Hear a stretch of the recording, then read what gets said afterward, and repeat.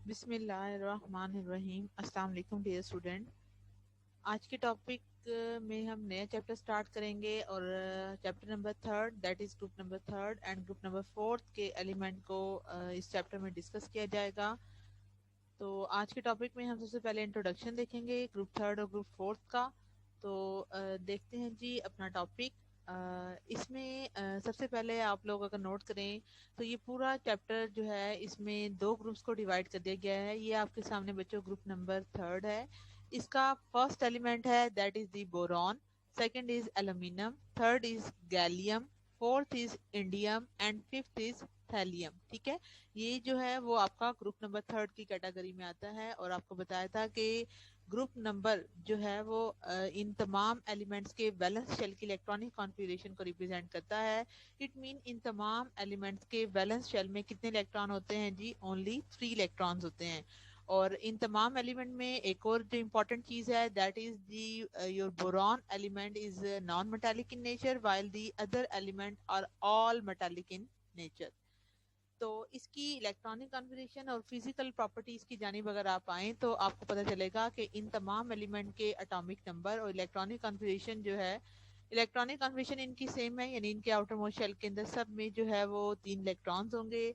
उसके बाद ionization energy आपको आइडिया होगा कि आयनाइजेशन एनर्जी जो है वो टॉप टू बॉटम, इसका वैसे ट्रेंड जनरल जो होता है वो टॉप टू बॉटम डिक्रीज होता है। बट यहाँ पे जो है वो आपको बताऊंगी कि डी ऑर्बिटल की इन्वॉल्वमेंट की वजह से आयनाइजेशन एनर्जी की वैल्यू जनरल ट्रेंड को फॉलो नहीं कर रही। उसके बाद इलेक्ट्रॉन अफिनिटी की वैल्यूज इनकी माइनस में है। इलेक्ट्रोनेगेटिविटी की वैल्यू आप देख सकते हैं कि वो जो है वो थैलियम के लिए 1.8 होती है। उसके बाद यहाँ पे एटॉमिक रेडियस है डिफरेंट एलिमेंट के, आयनिक रेडियस है, मेल्टिंग पॉइंट, बॉइलिंग पॉइंट और डेंसिटी है। इनको बच्चों आप लोग जनरल देख लीजिएगा। इसके बाद जो आगे फर्दर है कि जिस तरह आपको आपने डिस्कस किया था ग्रुप नंबर सेकंड के हवाले से कि उसमें हर एलिमेंट जो है जैसे लिथियम था और बेरिलियम था कि हर एलिमेंट हर ग्रुप का टॉप मेंबर अपने रिमेनिंग मेंबर से प्रॉपर्टीज में वेरिएशंस को शो करता है। इन द सेम वे जो ग्रुप नंबर थर्ड के एलिमेंट होंगे इसमें भी जो हर टॉप मेंबर होगा वो अपने रिमेनिंग मेंबर से जो प्रॉपर्टीज हैं उसमें मार्केबल डिफरेंस जो है वो शो करता है। और इसकी रीजन जो है वो दो हैं। सबसे पहले आप देखें अगर बोरोन को तो इसका साइज पूरे ग्रुप में सबसे ज्यादा कम है। इट मीन ये स्मॉलेस्ट साइज जो है वो रखता है। सेकंड चीज, इसका न्यूक्लियर चार्ज बहुत हाई है। न्यूक्लियर चार्ज का मतलब क्या है कि न्यूक्लियस का होल्ड आउटर मोस्ट शेल के इलेक्ट्रॉनों पर बहुत ही ज्यादा है। अब इसकी क्या रीजन है कि न्यूक्लियस का होल्ड जो है वो आउटर मोस्ट शेल के इलेक्ट्रॉनों पर ज्यादा क्यों है? तो अगर आप बच्चों इसका अगर देखें फर्दर तो आपको यहाँ से मैं बोर्ड पर थोड़ा सा क्लियर करती हूँ बोरोन के स्ट्रक्चर को। ठीक है, तो अगर आप इसके स्ट्रक्चर को देखें तो आपको पता चलता है कि बोरोन के अंदर एक न्यूक्लियस है। ठीक है, उसके बाद इसके अंदर आउटर मोस्ट शेल में इलेक्ट्रॉन्स होते हैं। इसके पहले शेल के अंदर जो है वो आपको 2 इलेक्ट्रॉन्स मिलते हैं और जो सेकंड शेल है उसके अंदर 3 इलेक्ट्रॉन्स होते हैं। ठीक है, तो अगर आप ये देखें तो इसके पहले शेल में फर्स्ट शेल में जो है जी 2 इलेक्ट्रॉन्स होते हैं और आउटर मोस्ट शेल के इलेक्ट्रॉनों में जो है वो 3 शेल्स होते हैं। तो ये जरा ड्रा करते हुए अगर हो तो आपने इसको देख लेना है। ठीक है, तो ये आपके पास देखें कि ये इस एलिमेंट का जो है वो कंप्लीट न्यूक्लियस है। इसके अंदर प्रोटॉन्स भी हैं और इसके अंदर न्यूट्रॉन्स भी हैं। तो अगर आप इसको देखें तो ये हमारे पास बोरोन का एक जनरल स्ट्रक्चर है जिसके अंदर आपने देखा कि टोटल जो है वो 2 शेल्स है। आउटर मोस्ट शेल के इलेक्ट्रॉनों में जो है वो जस्ट 3 इलेक्ट्रॉन्स है और पहले शेल में 2 इलेक्ट्रॉन्स है। तो टोटल इलेक्ट्रॉन की तादाद इसके अंदर 5 हुई। तो प्रोटॉन भी इसके अंदर 5p होते हैं। तो 5 इलेक्ट्रॉन 5 प्रोटॉनों को बैलेंस कर देते हैं। लेकिन यहाँ पर जो इम्पोर्टेंट चीज है वो ये है बच्चों कि अगर आप न्यूक्लियस के होल्ड की बात करें या न्यूक्लियस के पॉजिटिव चार्ज की बात करें तो आप ये देखें कि इसके अंदर जो आउटर मोस्ट शेल के इलेक्ट्रॉन है उनका डिस्टेंस न्यूक्लियस से काफी कम है। तो न्यूक्लियस इन आउटर मोस्ट शेल के इलेक्ट्रॉनों को टाइटली हेल्ड करके रखता है, यानी अपने साथ करीब 3। क्योंकि इनका डिस्टेंस कम है तो न्यूक्लियस का होल्ड इन आउटर मोस्ट शेल के इलेक्ट्रॉनों पर बहुत ही ज्यादा होता है, जिसकी वजह से इस एलिमेंट का साइज क्या हो जाता है, बहुत ही ज्यादा स्मॉल हो जाता है। उसके बाद सेकंड फैक्टर जो है वो हमने देखा कि न्यूक्लियर चार्ज अभी आपको बताया कि इनमें न्यूक्लियस की जो होल्ड है वो आउटर मोस्ट शेल के इलेक्ट्रॉनों पर ज्यादा है, या दूसरे लफ्जों में इसमें नंबर ऑफ प्रोटॉन्स यानी पॉजिटिव चार्ज जो है वो इतना है कि नंबर ऑफ शेल्स कम होने की वजह से वो काफी ज्यादा जो है वो इसको अपने साथ टाइटली हेल्ड करके रखता है। ये दो रीजंस हैं जो कि बोरोन के बिहेवियर को अपने रिमेनिंग मेंबर से डिफरेंस शो करने पर मजबूर कर देती हैं, और यही वजह है कि इसके तमाम मेंबर मेटालिक in नेचर है, while boron is the only element which is non metallic in nature. तो उसके बाद अगर आप मेटालिक रिएक्टर की बात करें तो यहाँ देखें कि बोरोन से एल्यूमिनियम तक मेटालिक रिएक्टर एकदम से इंक्रीज हुआ है। ठीक है, इंक्रीज होने की रीजन क्या है कि इसमें एल्यूमिनियम का साइज बोरोन के मुकाबले में बढ़ जाता है। उसके बाद बच्चों एक और जो इस ग्रुप में इंपॉर्टेंट चीजें आपको जो मैंने बतानी है वो ये है कि जैसे जैसे आप इस ग्रुप में टॉप टू बॉटम आते हैं तो जो बॉटम वाले मेंबर्स हैं इनके अंदर एक सब शेल होता है, that is known as the d sub shell. क्योंकि इनके जो नीचे वाले या जो हैवियर मेंबर्स हैं उनके अंदर क्या होगा कि ये जो इसका साइज है नीचे वाले मेंबर्स का, उसमें कोई रेगुलरिटी नहीं रहती। उसके पीछे रीजन क्या है? D orbitals. डी ऑर्बिटल्स के बारे में यहाँ लिखते हैं कि इनका शील्डिंग इफेक्ट पुअर होता है as compare to s and p subshell के मुकाबले में। अब ये बात आपको एक्सप्लेन कर देती हूँ क्योंकि ये इंपॉर्टेंट है। आपकी बुक में जो है वो इतनी ज्यादा इसकी डिटेल नहीं लिखी गई।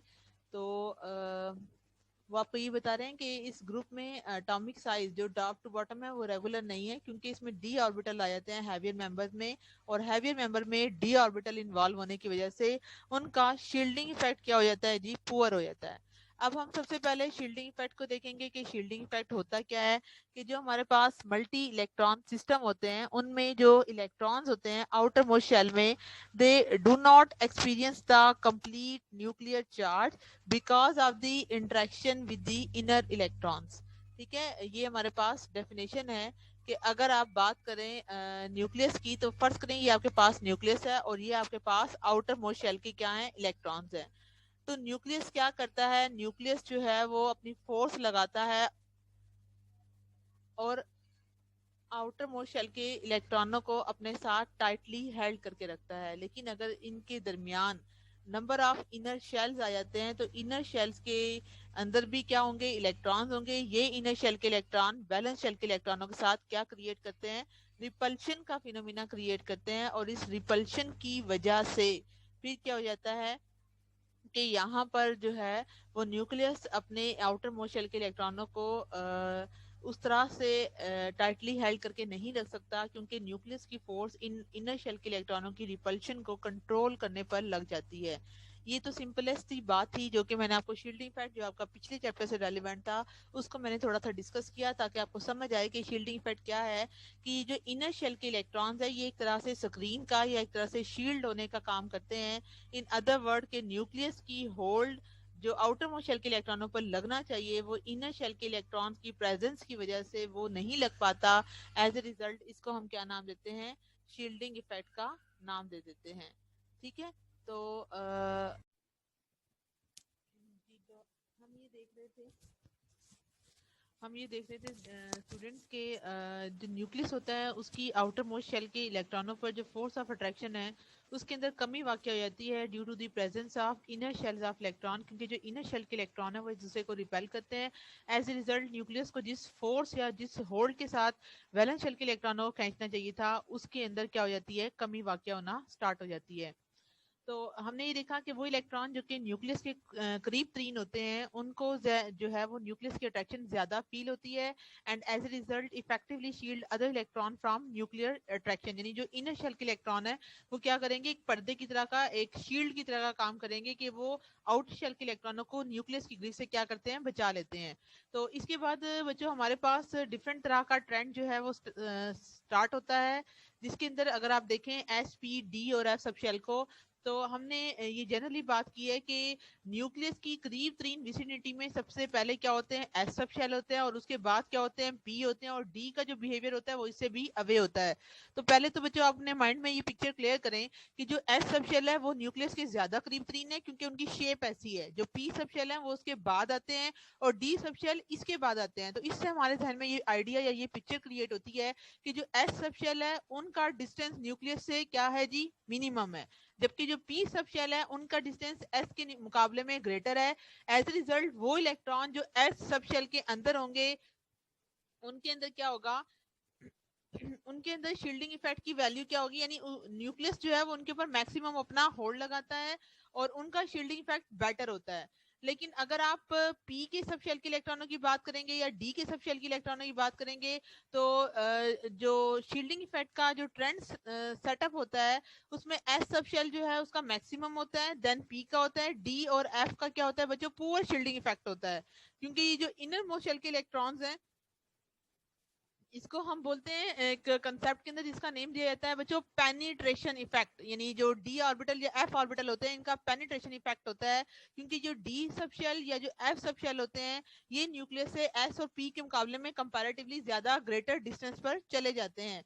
तो अगर आप इन दो पिक्चर्स को देखें तो आपके जहन में ये आइडिया क्लियर होगा कि जो कॉपर एटम है और पोटेशियम एटम है इन दोनों को अगर आप चेक करें तो हम ये कहते हैं कि जो कॉपर के एटम होते हैं इनका साइज जो है वो छोटा होता है एज कम्पेयर टू पोटेशियम के मुकाबले में। अगरचे ये दोनों जो है वो सेम पीरियड से बिलोंग करते हैं तो उसके पीछे रीजन क्या होती है, रीजन आती है बच्चों कॉपर के अंदर 3D जो सब शेल है वो इन्वॉल्व होता है, जबकि in case of potassium atom इसमें 3D नहीं बल्कि 3p का सब शेल इन्वॉल्व होता है। इन दोनों के केस में आउटर शेल के इलेक्ट्रॉन सेम है, that is 4s and 4s।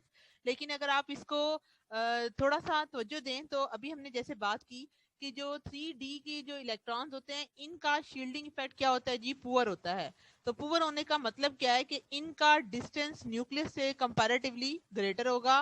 तो चूंकि न्यूक्लियस जो है वो फिर इसकी अट्रैक्शन को इतना ज्यादा कंट्रोल नहीं कर पाता, यानी न्यूक्लियस जो है क्योंकि डी सब शेल एस, यानी अगर आप 3D और 4s का कंपैरिजन करें तो एस सब शेल जो है वो डी के मुकाबले में क्या होते हैं जी, जो 3 जो है यहाँ पे रेफर करता है शेल नंबर 3 को और 4 जो है वो रिप्रेजेंट करता है यहाँ पे शेल नंबर 4 को। लेकिन यहाँ पे हम कंपैरिजन कर रहे हैं 3p का 3d के साथ। तो 3p और 3d दोनों सेम शेल को रिप्रेजेंट कर रहे हैं तो p सब शेल का डिस्टेंस न्यूक्लियस से करीब 3 है, जबकि d का जो डिस्टेंस है वो न्यूक्लियस से थोड़ा सा अवे चला जाता है। एज रिजल्ट इनकी शील्डिंग को यानी इन न्यूक्लियस की अट्रैक्शन जो है वो डी की शेल के इलेक्ट्रॉनों पर क्या हो जाती है, डिक्रीज कर जाती है। जबकि इस केस में क्या होगी कि यहाँ पे न्यूक्लियस की अट्रैक्शन इनके ऊपर अच्छी खासी लगती है। एज ए रिजल्ट जब न्यूक्लियस की अट्रैक्शन ज्यादा पी के सब शेल के इलेक्ट्रॉनों पर लगती है तो वो एस सब शेल के इलेक्ट्रॉनों पर उसकी अट्रैक्शन क्या हो जाएगी, इसकी वैल्यू वीक हो जाएगी। एज रिजल्ट जब इसके ऊपर इसकी वैल्यू वीक हो जाती है तो पोटेशियम एटम का साइज क्या हो जाता है, इनहांस हो जाता है। बट फॉर कॉपर एटम के लिए अगर आप बात करें तो कॉपर एटम में जो डी सब शेल के इलेक्ट्रॉन्स होते हैं डी के केस के अंदर क्या होगा कि वो न्यूक्लियस से थोड़े से ज्यादा अवे चले जाते हैं। एज ए रिजल्ट न्यूक्लियस इसके ऊपर अपना इस तरह से होल्ड नहीं लगा पाता जिस तरह से पोटेशियम के 3p सब शेल के इलेक्ट्रॉनों पर लगाता है। तो इसके ऊपर होल्ड ज्यादा ना लगने की वजह से जो न्यूक्लियस की अट्रैक्शन पीछे बच जाती है वो सारी की सारी जो इसके आउटर शेल के अंदर इलेक्ट्रॉन है उसके ऊपर यूटिलाइज होती है। As a result the size of copper atom has been decrease.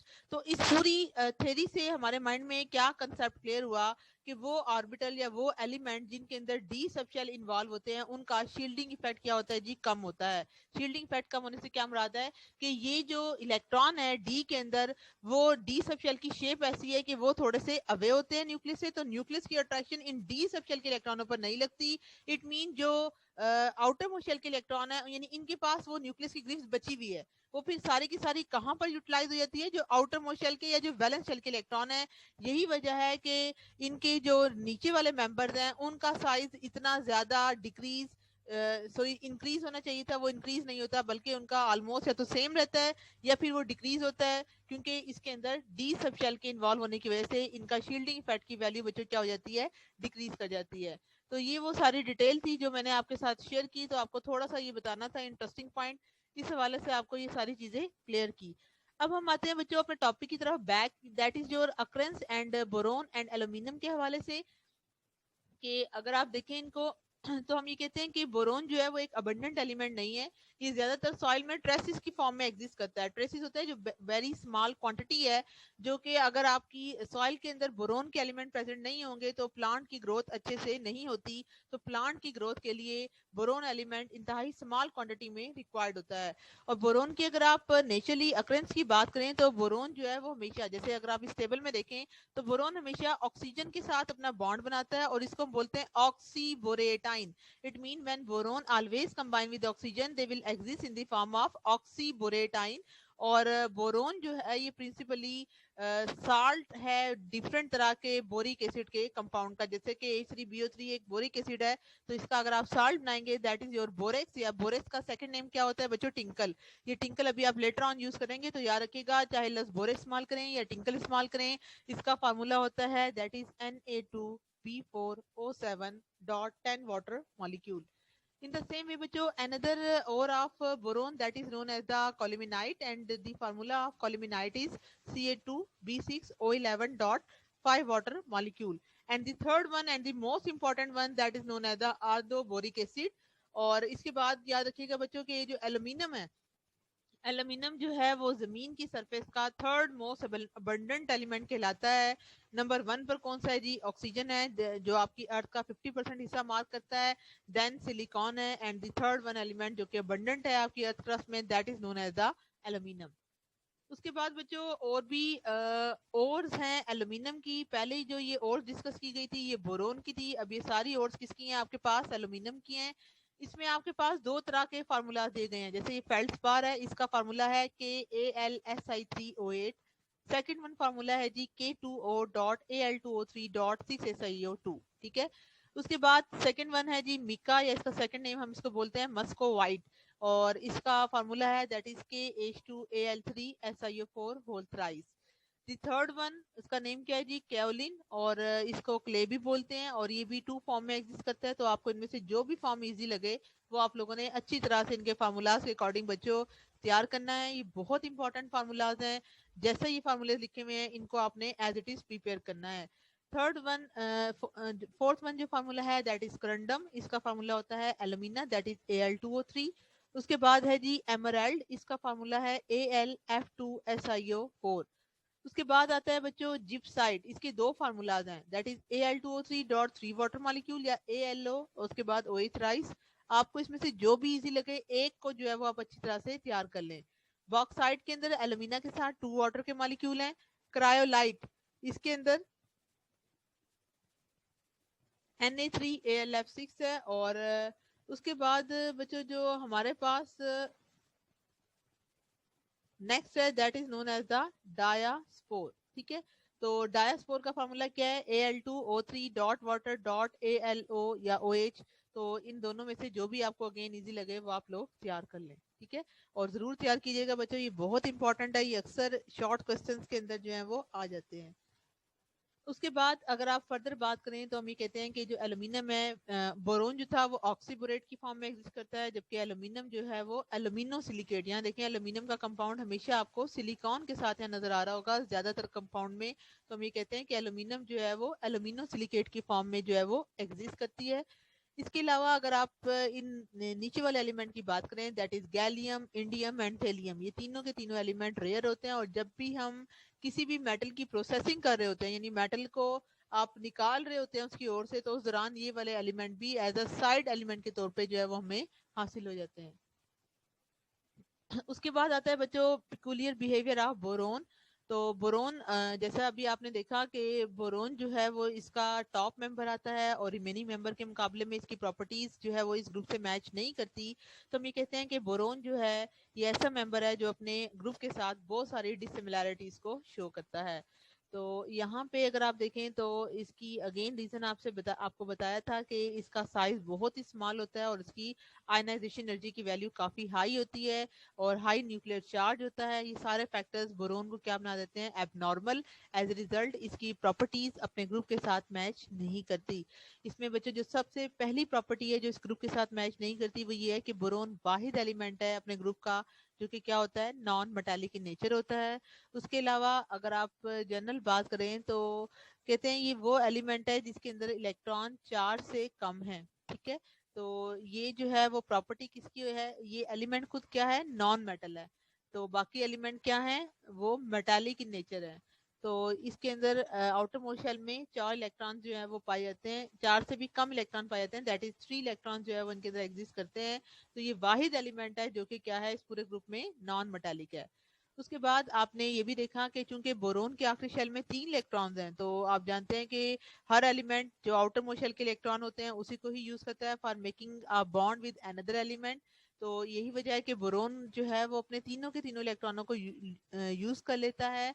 और इसकी कॉमन ऑक्सीडेशन स्टेट +3 और -3 दोनों हो सकती है। लेकिन अगर आप बाकी मेंबर्स की चेक करें तो बाकी मेंबर सारे मेटालिक हैं, तो इन सब के अंदर इलेक्ट्रॉनों को लूज करने की एबिलिटी है, while boron has an ability to lose as well as gain its electrons, so its common oxidation state are +3 as well as -3।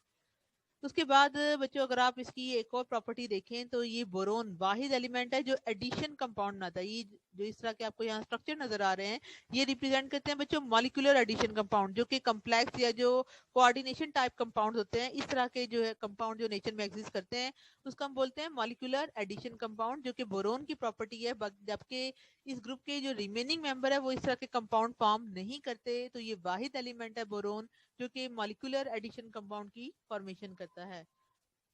उसके बाद अगर आप बच्चों फर्दर देखें तो बोरोन जो है वो आयनिक कंपाउंड फॉर्म नहीं करता। किसके तो हमने क्या बात की कि जो बोरोन है वो आयनिक कंपाउंड जो है वो फॉर्म नहीं करता, जबकि एल्यूमिनियम और जो रिमेनिंग मेंबर्स है वो आयनिक कंपाउंड फॉर्म करते हैं with sulphates and nitrates and other anions. तो इस बात को बच्चों हम अंडरस्टैंड करते हैं वाइट बोर्ड पे कि ये बात किस तरह से जो है वो अप्लाई होगी। तो बच्चों अगर आप यहाँ देखें तो हम ये कहते हैं कि एल्यूमिनियम जो है वो किसके साथ कंबाइन हो सकता है, विद एनी सल्फेट आयन के साथ। और ये सल्फेट आयन जो है वो सल्फ्यूरिक एसिड से जो है वो टेक पार्ट कर सकता है इसको, and it is converted into aluminum sulfate, that is Al2SO4 thrice. In the same way, aluminum will also combine with another compound like nitrate, and when aluminum will combine with nitrate, then it will be converted into AlNO3 thrice. It mean ये जो इनके बनने वाले compound है इनकी nature बच्चों क्या होगी, दैट इज आयनिक, राइट। तो जबकि अगर आप बात करें बोरोन के कंपाउंड्स की, तो बोरोन जो है वो इन सल्फेट्स के साथ या नाइट्रेट के साथ कोई आयनिक कंपाउंड फॉर्म नहीं करता। उसकी रीजन क्या है कि जो बोरोन है दैट इज +3, इस फॉर्म के अंदर ये जो है वो स्टेबल कैटाइन जो है वो फॉर्म नहीं कर रहा होता। तो इसी वजह से जो इसके आयनिक कंपाउंड है वो पॉसिबल नहीं होते इनके साथ। सो हम ये कह सकते हैं कि बोरोन के इनके साथ बनने वाले कंपाउंड स्टेबल नहीं है, ठीक है। तो उसके बाद हम ये कहते हैं कि अगर आप बोरोन के कंपाउंड्स की तरफ आए तो हम ये कहते हैं कि बोरोन के मेजर बच्चों 2 कंपाउंड होते हैं। बोरोन जो है वो बोरेक्स की फॉर्म में एग्जिस्ट करता है, और बोरेक्स में इसका फार्मूला होता है that is Na2B4O7.10 water molecule. इसको हम सोडियम टेट्राबोरेट का भी नाम देते हैं और इसको हम टिंकल का नाम भी देते हैं। इसकी रीजन क्या है कि सोडियम बोरेक्स के अंदर बोरोन के 4 एटम पाए जाते हैं, तो इस वजह से इस कंपाउंड को हम टेट्राबोरेट का भी नाम देते हैं। And it is the most important borate of all the classes of बोरेट्स। उसके बाद बच्चों नेक्स्ट आती है इसकी सिंथेसिस के इसको हम तैयार कैसे करते हैं। तो बोरेस को तैयार करने के हवाले से आपको मैं बताती चलूं कि अगर आप इसकी देखें तो बोरेस की बोरोन की बच्चों 3 कंपाउंड्स हैं, 3 मिनरल्स हैं, दैट इज आप पहले इसको अच्छी तरह से तैयार कीजिएगा कि एक कॉल्यूमिनाइट है, इसका फार्मूला क्या है, आर्दोबोरिक एसिड है, इसका फार्मूला क्या है। तो हमने तैयार किसको करना है बच्चों, बोरेस करना है, बोरेक्स से करना बोरेस को करना है। और फर्स्ट स्टेप में आप इसको तैयार करोगे एक दफा कॉल्यूमिनाइट से और एक दफा आप किससे तैयार करोगे, आर्दोबोरिक एसिड से, ठीक है। तो ये बात आप जहन में रखिएगा और इसी बात को हम मद्देनजर रखें।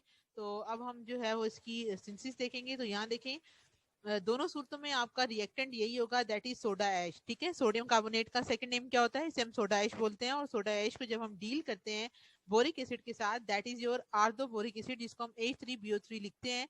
And when they will combine with each other they will produce borax water as well as carbon dioxide, right.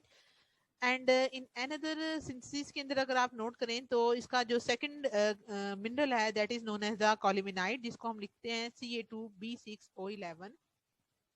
इसको अगर आप सोडियम कार्बोनेट के साथ ट्रीट करते हैं तो इसके साथ ट्रीट करने पर कैल्शियम कार्बोनेट की क्या फॉर्म होंगे, प्रेसिपिटेट। जो ये प्रेसिपिटेट है इसको हमेशा इस सिंबल के साथ शो करते हैं।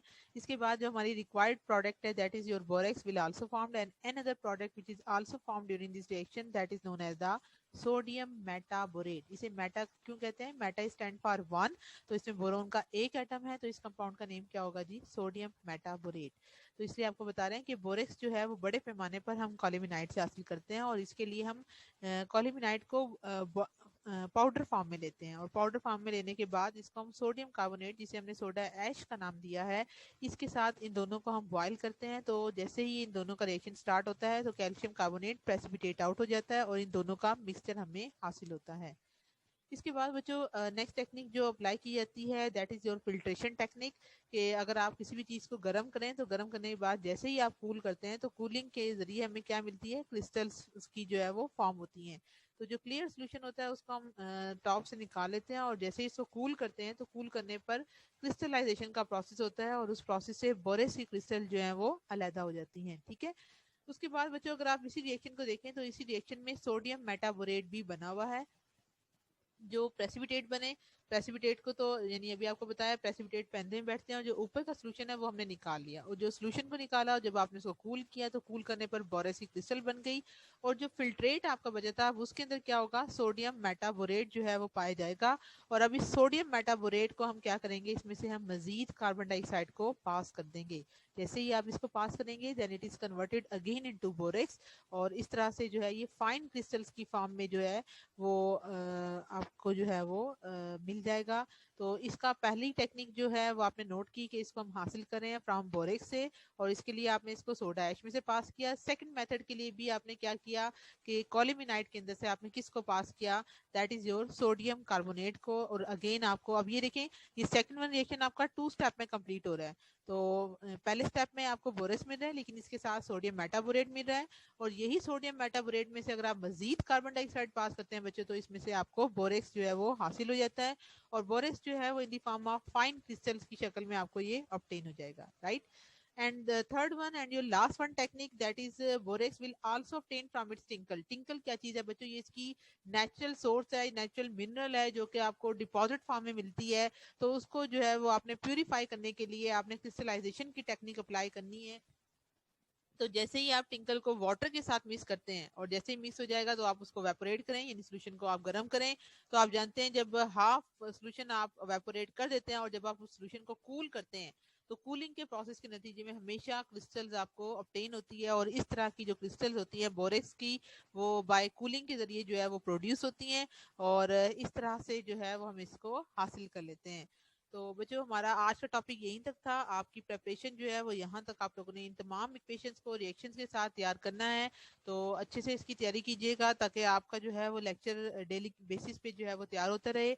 आपको हम एक दिन के बाद इसलिए देते हैं और आपको ज़्यादा एक वक्त में इसलिए पढ़ा देते हैं कि आप दोनों दिनों का हाफ हाफ करके जो है वो इसको कंप्लीट कर लें, ताकि आपका लॉस भी ना हो और आपकी जो अटेंडेंस है वो कंप्लीट रहे और आपकी तैयारी भी अच्छे से हो जाए। तो ओके स्टूडेंट, अपना बहुत ख्याल रखिएगा। टेक केयर एंड अल्लाह हाफिज़।